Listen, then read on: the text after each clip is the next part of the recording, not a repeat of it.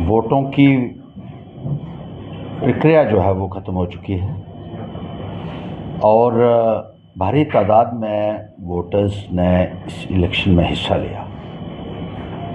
मैं उन तमाम वोटर्स को शुक्रिया कहना चाहूँगा, उनको मुबारकबाद देना चाहूँगा जिन्होंने जमहूरियत के इस प्रोसेस में बढ़ चढ़ कर हिस्सा लिया, और अपने जो कार्यकर्ता हैं उनको भी मैं शुक्रिया कहूँगा जो हमारे साथ दिन रात चलते रहे और जिन्होंने जी तोड़ मेहनत की, जिसकी वजह से एक भारी पैमाने के ऊपर पोलिंग हो पाई।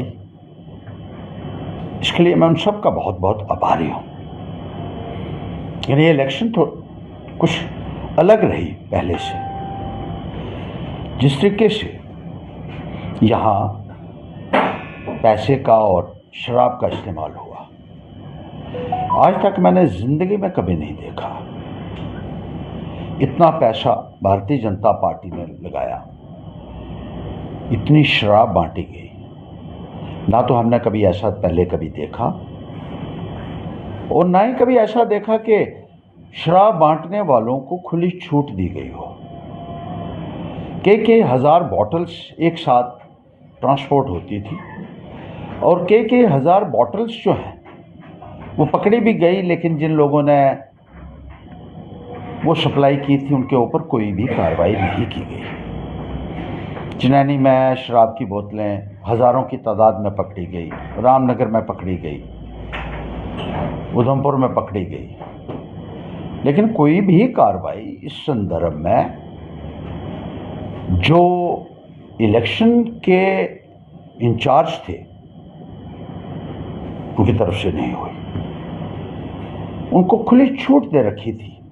चिनैनी में तो ये कहा जा रहा है कि पुलिस की गाड़ियां स्कॉट कर रही थी शराब की जो गाड़ियों को, और उनके माध्यम से ही जो है शराब सप्लाई हो रही थी। ये आम चर्चा का विषय बना हुआ है।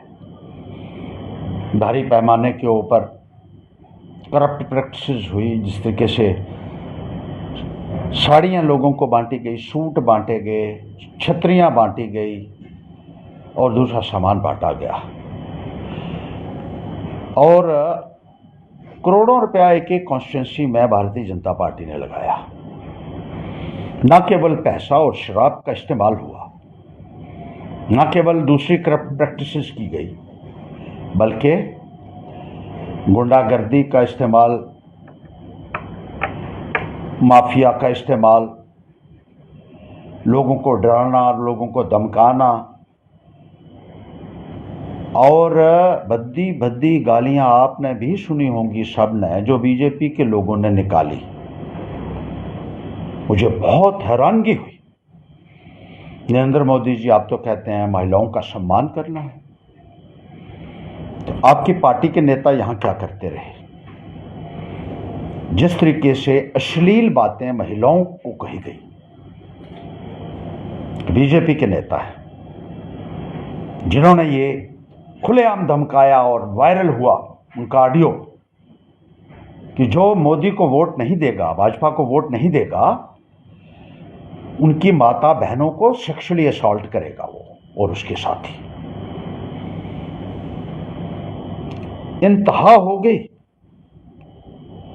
ऑडियो वायरल हो रही है, इलेक्शन अथॉरिटीज को भेजी गई, पुलिस को भेजी गई, लेकिन वो शख्स आज भी खुलेआम घूम रहा है और इलेक्शन के दौरान ना उसके ऊपर कोई पाबंदी हुई, ना उसको अरेस्ट किया गया और ना उसके खिलाफ कोई कार्रवाई हुई। जो बीजेपी को वोट नहीं देगा, मोदी को वोट नहीं देगा, उनकी माता बहनों के साथ उसने कितनी गंदी बात करने की बात कही है, ये तो मैं कहता हूं कि कोई भी आदमी सुन ही नहीं सकता है। कहां है मोदी जी? आप ऐसे लोगों को भर्ती किया हुआ है आप लोगों ने पार्टी में, और पुलिस उनको शेल्टर दे रही है आज तक। जल्द से जल्द उस शख्स के खिलाफ कार्रवाई होनी चाहिए। माता बहनों के साथ इस किस्म की अश्लील भाषा का प्रयोग करता रहा वो, और इस किस्म की धमकी देता रहा। इसी तरीके से एक हिस्ट्री शीट रहा है यानी कॉन्स्टिट्यूंसी में उसने लोगों को धमकाया, हमारे लोगों को धमकाया, बार बार धमकाया, गालियां दी टेलीफोन के ऊपर। हमने एसएचओ को बताया, वो कहने लगा ये हिस्ट्री शीटर है, इसको मैं पूछता हूँ। कोई नहीं पूछा गया।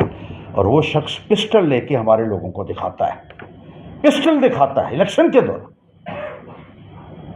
कहाँ है पुलिस, कहाँ है इलेक्शन डिपार्टमेंट के वो अधिकारी जो बड़ी बड़ी बातें करते हैं और छाती ठोक के कहते हैं कि कोई ऐसी वारदात नहीं होगी। लोगों को जिस तरीके से धमकाया गया, ये अपने आप में एक बहुत बड़ी मिसाल है।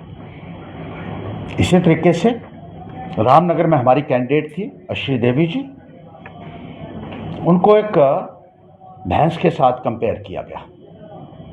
यह है औरतों का सम्मान। उनके अंगों को वहां गिना गया, कौन सा अंग उनका कैसा है। यह है बीजेपी की पार्टी, यह है उनकी सियासत, इतनी घटिया। मैं अपने तमाम कार्यकर्ताओं को यह कहना चाहूंगा कि उनको मुबारकबाद देते हुए कहना, उन्होंने बहुत संयम बरता। इलेक्शन के दौरान हमने कहा था कि कोई भी ऐसी बात ना करें। उनके ऊपर हमले हुए, हमारी गाड़ियां तोड़ी गई, हमारे जो नौजवान साथी हैं उनके ऊपर हमले हुए, लेकिन सब ने बर्दाश्त किया है। मैं इंतजामिया से कहना चाहूँगा, जो लोग इसके लिए जिम्मेदार हैं, जो गुंडे पाल रखे हैं इन लोगों ने, उनके खिलाफ सख्त से सख्त कार्रवाई होनी चाहिए। ये मैं साफ और स्पष्ट शब्दों में इस प्रशासन को कहना चाहता हूँ।